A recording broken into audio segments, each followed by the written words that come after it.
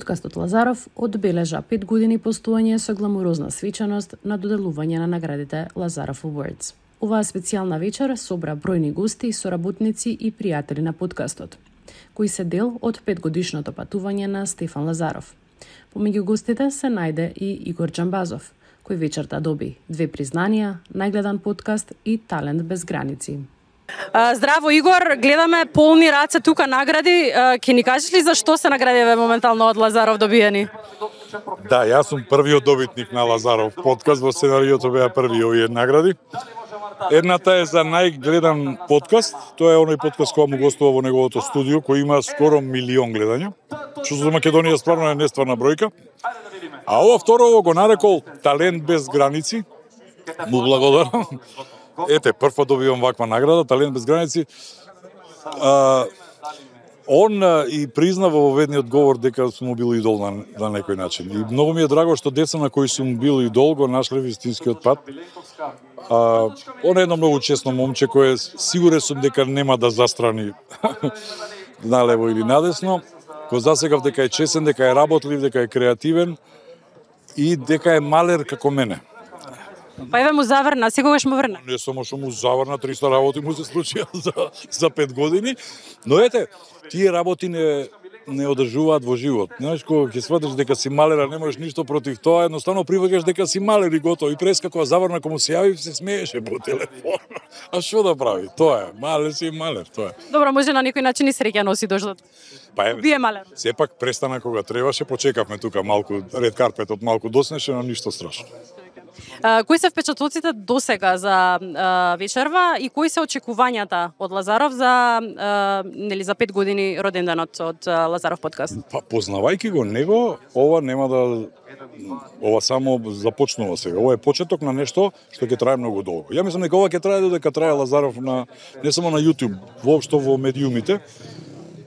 Идејата не е оригинална, туку е тој човек што има фирма која е бренд. И секоја фирма која е бренд има право да доделува по своји сознанија награди, одликувања, благодарници, пофалници, што и да е. Он беше голем скептик за тоа дали воопшто треба да го прави ова, но ете, побара совет му рекол дека слободно можеш да го правиш, што имаш цела армија околу тебе, обожаватели, тоа се млади луѓе од 14, 15 до 30 години, кои Стефан Лазаров е идол, навистина. И убаво е да го гледаш тоа голобрадо момче кој ми се појави во животот кога никој не го знаеше, кој ти кажува дека е идол и кога ќе сватиш после неколку години дека тој веќе станал идол на некоја друга генерација. Нели е убаво тоа? Дали од почетокот си со Лазаров и дали од почетокот веруваш во него и дека ќе стигне баш до тука? Не, дури има и анегдота, првата година кога почна подкастот, тој преку 200 луѓе ме бараше.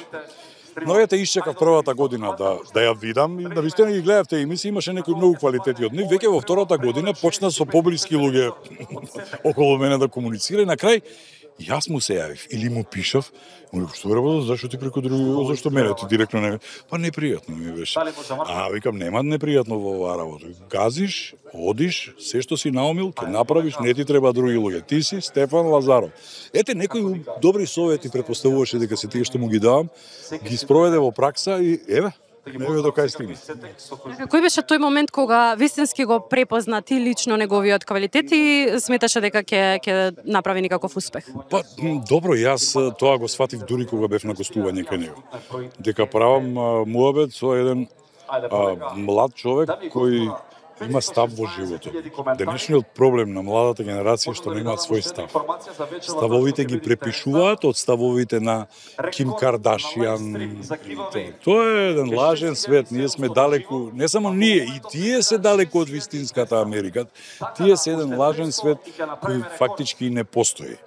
Стефан Лазаров е еден јутјубер кој можеш да го сретнеш на улица, на кеј како џогира, како пие кафе во кафич некој популарен, да го видиш во Дојран како дошол.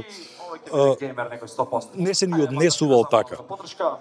И јас бев истиот. И веројатно за тоа нас народот не сака, заради тоа што гледа дека сме ние честни према тој народ што не сака. Јас не сум избегнал ни едно интервју во животот, не сум избегнал ни едно сликање, ни еден автограм. Само така публиката ја држиш околу себе. На крајот на краиштата, ако немаме публика, ние сами за себе ли ќе си пееме во дневна соба и ќе глумиме или ќе правиме YouTube channel. На крајот на денот мислам дека тие се поголемите звезди што се народни, што се тука за народот и што знаат да се појават во медиуми. Да, за жал тие се и најозборуваните, најплуканите. Оно е, да речеме, вечерва кога го погледнеш составот на луѓето, кого ќе видиш? Само најдобрите ќе видиш. Тамара, Елена Ристеска. Значи, овде нема случајни луѓе. Јас половината не ги познам, но тоа се веројатно на Стефан клиенти, соработници, луѓе што му помагале човекот дели станови, коли. Значи јас работев за државни фирми кои да делува станови и коли, па тоа беше вау. А замисли овој дечко млад да делува станови и коли. Да, среќен сум што не потпаѓа така лесно под лошите коментари и притисоци што ги имаше, но навистина издржа големи удари, за малку можеше во затвор да заврши, значи имаше се што. Мислам дека полека ги откачува, и јас имав такви во животот красти, луѓе красти, кои се лепат за тебе, не можеш да ги откачиш и кога ќе падне крастата, се мачкаш со некоја крема, со некоја помада и тоа полека поминува бавно, поминува. Во кој правец очекуваш или му посакуваш да му се движи кариерата во претстојниот период? Па ја мислам дека подкастот ќе остане, ќе го прави он само како за старите добри времиња. Предпоставам дека ќе направи некој шоу. Некој шоу што ќе биде многу гледано, некој шоу за кој ќе се чека ред да се купат карти, некој шоу во кој ќе ги носи најголемите звезди. Што знам?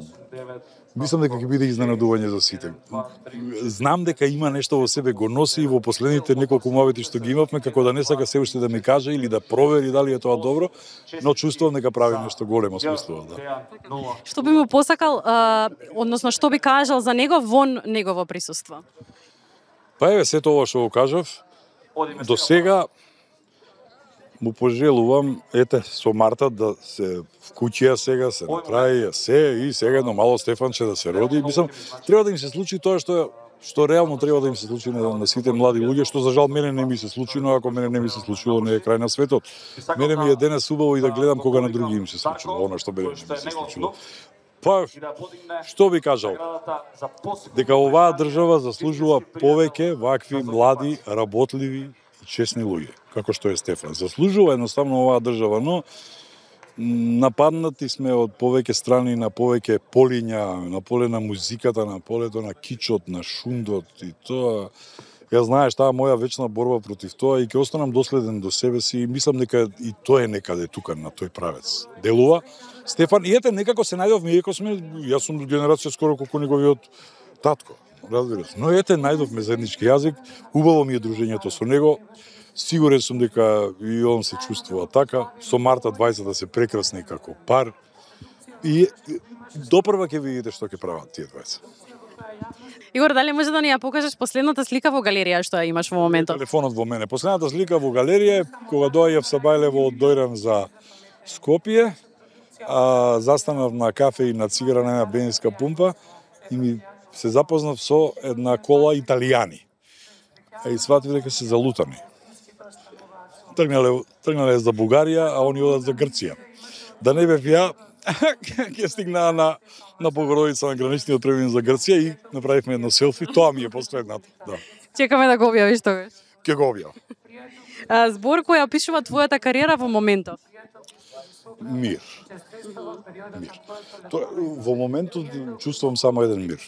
Не само заради Дојран, туку и заради тоа што сум расчистил со многу работи во животот, затоа што си имам направено прецизен план што можам, што не можам, што смеам, што не смеам и кога тоа можам или не можам да го направам. Мир во смисла дека сосема опуштено пишувам книги нови, пишувам текстови, помагам. Јас имам многу богат социјален живот таму долу во Дојран. Не го потценувате вие Дојран. Во таа смисла. Имам многу што да направам. Знам дека бевте, но ете и од кога бевте се смениле некои работи, да.